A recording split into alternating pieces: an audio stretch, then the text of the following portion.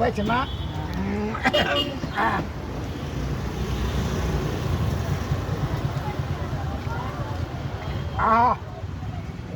పోక మెత్తగా స్మూత్గా ఎంత రుచిగా ఉందా అవునా? కారణం ఏంటి తెలుసా? ఇందులో మైదా కలవలేదు, అందుకంత మెత్తగా అంత టేస్ట్గా ఉంది. ప్యూర్ గోధుమ పిండి. మన ఏలూరులో అనకూడదు, ఎవరు నువ్వు చూసి అనకూడదు. ఏలూరులో చాలా చోట్ల మైదా కలిసిపోద్ది, ఇది కలవదు. రోజు తింటుంది ఇక్కడ. ఇదే పేరు పుల్కా.